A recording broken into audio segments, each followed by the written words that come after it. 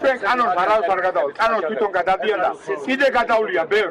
თუ მთელი საქართველოს ფეხი ადარ. უნდა წავიდეთ და უნდა დაისაჯოს ყველა.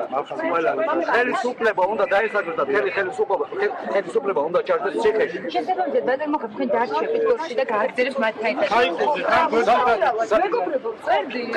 საცა გამწარებული ხალხია საქართველოში გაიცე. ყველამ დაურჩები მე, ყველგან იმ ხალხთან ერთად. ძალიან დიდი მადლობა. აქცია უკვე პრაქტიკულად დაიწყო გორის ცენტრში გადმოინაცვლა იმ მსვლელობამ, რომელიც მიმდინარეობდა. შინაგან საქმეთა სამინისტრომ დღეს გაავრცელა ცოტა ხნის წინ განცხადება, მანამდე კი იქ ერთ-ერთი სოფლის მცხოვრებლებმა გზა გადაკეტეს და ახლა გორის ცენტრისკენ გაემართნენ. რეალურად რა ისტორიასთან გვაქვს საქმე? შინაგან საქმეთა სამინისტროს შიდა ქართლის პოლიციის დეპარტამენტი 99 წელს დაბადებული თმოს გარდაცვალების ფაქტთან დაკავშირებით დაიწყო გამოძიება, რაც ჯანმრთელობის განზრახ, მძიმე დაზიანებას და ტრანსპორტის მოძრაობის უსაფრთხოების ან ექსპლუატაციის წესის დარღვევას გულისხმობს, რამაც ადამიანის სიცოცხლის მოსპობა გამოიწვია. გამოძიების ინფორმაციით 6 ივლისს გორში სოფელ ხელთუბნის ტერიტორიაზე საავტომობილო გზაზე მყოფი პირი შეეჯახა ამავე გზაზე მოძრავი მერსედესის მიკროავტობუსი, რის შედეგადაც საავადმყოფოში მიიყვანამდე ეს პირი გარდაიცვალა. საქმეზე ხორციელდება კომპლექსური საგამოძიებო მოქმედებებიო, წერს პოლიცია წერია შინაგან საქმეთა სამინისტროს განცხადებაში. ოჯახს კი პრეტენზია აქვს თუ რატომ არ ხდება ამ დრომდე ბრძოლის დაკავება. ჩვენ პირდაპირ ეთერში ვუყურებთ ახლა გორის ცენტრს, სადაც ჩავიდნენ ასევე ზაზა სარალიძე და მალხაზ მაჩალიკაშვილი. აქცია აი ამ კონკრეტული სოფლიდან გაემართა გორის ცენტრისკენ და ახლა სწორედ აი ამ აქციის მიმდინარეობას ადევნებთ თვალყურს.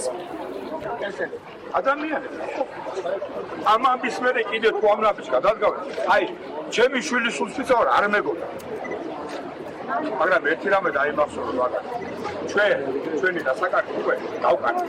მაგრამ არ მივცემთ არ ჩვენი შვილების სულში ჩაფურთხების უფლებას და არ ჩვენი ოჯახების შეურაცხყოფის უფლებას. დღეს გორიდან და ფეხზე მთელი საქართველო უნდა დავდგეთ, ესე რომ ხვალ კიდე ჩვენი მომავალი არ გაწყვიტო და არ გაჟლიტო. რასაც ცდილობენ მაქსიმალურად. ამათ უნდა ქართველი ერის განადგურება და ვერ მიიღებენ. ელოდებოდით იმას, რომ ხელისუფლება პოლიციის და სპეციალისტების რაზმის კორდონით დაბრუნდებოდათ იმის მაგიერ, რომ გამოვიდნენ და ხალხს დაელაპარაკონ იმაზე, როგორ იყო სამართალი. ესენი ამათაზე ლაპარაკი ზედმეტი. იცი საზოგადოება უკვე რაც მოხდა ჩემს ყველაფერი შეთხეს. და ეს რა არის?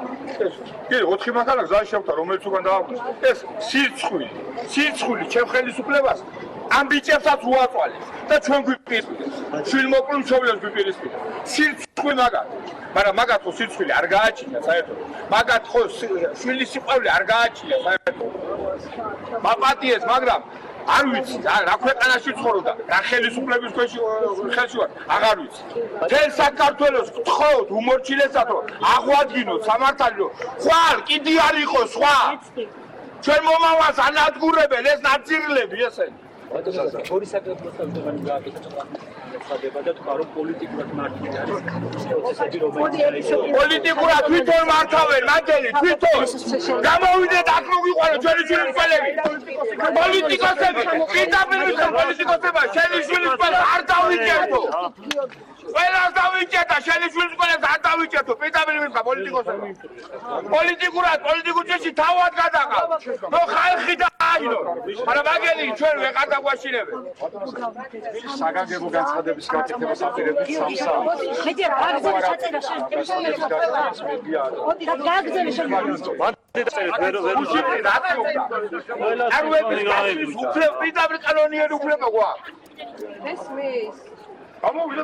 დაგვარვია პოლიცია.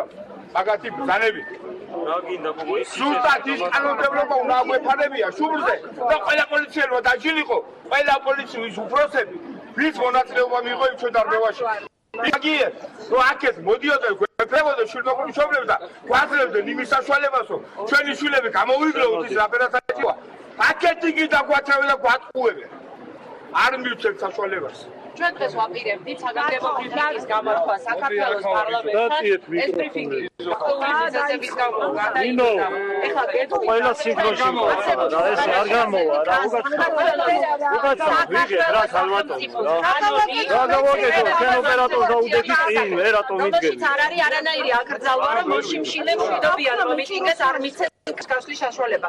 ამასთანავე საქართველოს სისხლის სამართლის კოდექსში არსებობს 171 მუხლი, ეს არის შეკრებების და მანიფესტაციების უფლების ხელყოფა და იქ განმარტებულია რომ ყველა პირი რომ ძალადობით სამსახურებრივი უფლებამოსილების გადამეტებით შეუშლის ხელს მშვიდობიან მომიტინგეს ისჯება სისხლის სამართლის პასუხისმგებლობით.